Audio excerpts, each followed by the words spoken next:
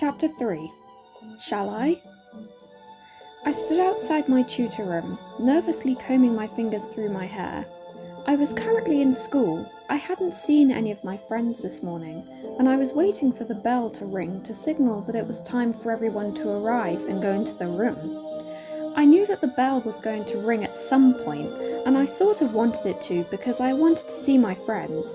But on the other hand, I didn't want it to ring, because for someone like me, listening to that sound made me feel that my ears were bleeding, and because of the fact that I also didn't want to see my friends.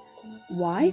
Because I was anxious about approaching them, and I had the feeling that they were all going to be either angry with me for not telling them about I'm a Koopa sooner, or they were going to act like they had no faith in me. Actually, I thought that last reason was pretty selfish, because the least they could do was pretend to be amazed and happy for me. I sighed heavily and put my head in my hands. "Oh," I muttered to myself. I couldn't believe this.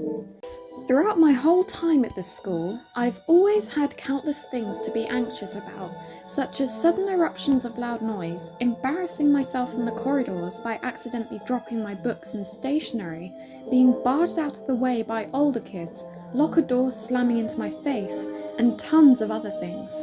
Now, I had yet another thing to be anxious about in this darned place, and it was associated with the only thing I liked about school: friends. Oh, I felt so nervous and worked up that I felt like I could pick up a cushion, plant it onto my face and scream. It was such a shame that I didn't have the power to turn invisible whenever I wanted to, which was now, but I decided that this had to be done. Stop it, I thought. Stop being a pussy, suck it up and tell them. However, a few seconds later, I completely disregarded my own thoughts, because the bell rang and it was so loud that I couldn't help but cry out. I put my hands over my ears and took deep breaths in and out, trying to prevent my tinnitus and causing a massive headache. Sadly, this happened to me on a daily basis, and I would often find myself massaging my temples and clutching my head until way into the morning, due to the brief but vicious pain I would face every morning. I can't actually remember one school day since year 7 where I haven't got a headache, but what made me happy was the thought of me having quiet, peaceful mornings in the jungle, and it would be like that for 3 weeks. No more being woken up by an annoying alarm clock, no more deafening bells controlling me, no more screaming and fighting in the corridors, and no more gum aches from when I would always clench my teeth together because I was anxious in lessons. Instead, I would wake up to the wind blowing in my face, the sweet scent of flowers, and the pleasing sound of Australian birds singing their morning songs. Aside from all the hunger and fatigue after all the trials, this experience would potentially be one of the best decisions I would ever make, and it would change me, whether my friends wanted me to or not.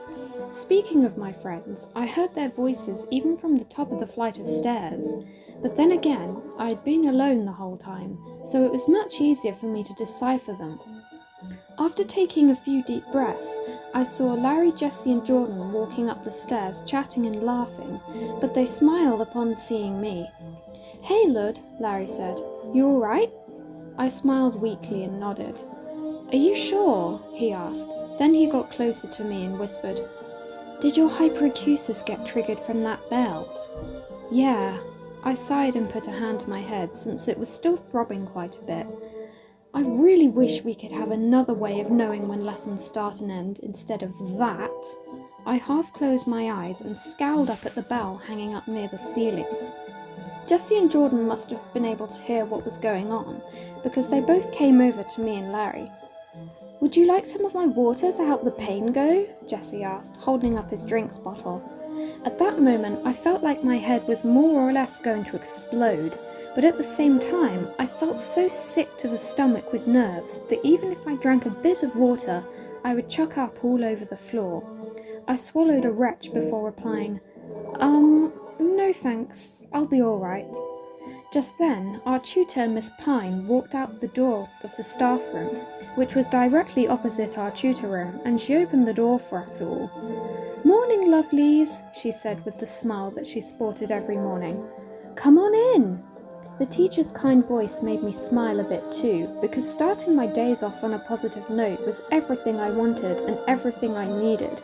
I walked into the room with my friends and sat down in my seat without speaking, as I so often did, partly because I was normally still a bit groggy and tired from waking up too early in the morning to get ready for school, and partly because, well, I didn't really see the point. Miss Pine took our register and then she let us talk amongst ourselves. At this point, I sort of wanted to talk, but I also didn't because my brain would keep on giving me signals to tell my friends about what happened on Friday night, and then it would lead to me doubting myself about it all. I would keep my mouth shut about it, and then the whole situation would turn into a massive ball ache. Instead, I just stared ahead into space and told myself, "You're fine, you're fine." "Ludwig?" said a voice. I was instantly jolted out of my thoughts. I turned my head, and Larry was looking at me with a hint of concern. "Are you good?" he asked. "Normally you're more talkative than this." Bloody hell's bells, he was right. But sometimes that would depend on my mood. I began to perspire as I desperately tried to think of an excuse. "That's because it's a Monday!" I exclaimed, proud of myself that my brain had managed to cooperate whilst the stressful feeling was nibbling away at my heart. "No one's energetic on a Monday." Larry raised an eyebrow. "You seem to have made a mistake because it looked like you had a burst of energy just then." For some totally abnormal reason, I felt giggles gurgling up in my throat. "You're so annoying," I said, chuckling, and then I started laughing manically. You really are." As I carried on laughing, Larry stared at me, his eyes widening. At this point, Jessie and Jordan were staring at me too, and they all looked like they didn't know whether to laugh or scream. Larry shook his head and blinked before giving the remark, "Look, man, there is definitely something wrong. You're acting so weird, it's actually kind of creepy." Jordan sniffed. "Yeah, just a little bit." "No," I said after I'd recovered from my inhalation of laughing gas. "I'm honestly fine. Don't worry about me." "Are you sure?" Larry asked. "Because it looks like you've experienced 3 different emotions throughout the last minute." "No, I'm totally fine," I repeated. "Nothing's wrong with me." Okay then." Actually, I now felt quite embarrassed that I'd cracked up laughing in that way, because I was doing that to try and prove that I was honestly fine and nothing was bothering me. But instead, I'd accidentally exaggerated. I sighed and groaned inside my head, cringed, then face-palmed. Oh my gosh, what the hell was this thought doing to me? It was bugging me so much that it was driving me crazy. Literally. It was like I was being cursed, so I knew I had to tell my friends sooner or later. But the problem was that I just needed to pick the right time. Not waiting outside a classroom for a lesson, or in a lesson. Maybe at break time or lunchtime because I had all the time I needed. Yeah, lunchtime it was then, since it was longer than break time. Scene change. I glanced down at my timetable and sighed deeply inside my head. Ugh, geography. I was absolutely dreading this lesson because it always felt like I was being strapped up to a wall and somebody was dragging a knife slowly through the side of my face. The only thing I liked about geography was that I sat next to Larry, but my only fear was that I would act up around him again and he would become more and more suspicious. The bell clanged for the start of the lesson. As luck would have it, the bell was actually inside the classroom, but I wasn't so lucky at the end of the lesson. The teacher let us in and we all sat down in our seats. For the first 20 minutes, I thought that this was going very smoothly, but when a teacher asked a student about Australia, I began to tense up and it reminded me of tutor time that morning and about Friday night. Not long after that, some textbooks were given out to all of us and we had to work through them, but after the thing that the teacher had just said, it was very, very difficult for me to sit still and concentrate. Whilst I was writing down all the answers in my book, My left hand kept on shaking, and every time I stopped writing and lifted it off the page, sweat marks were left behind. The same thing happened when I turned the pages of the textbook as well, which was something I hoped that Larry wouldn't notice. But guess what he said to me next?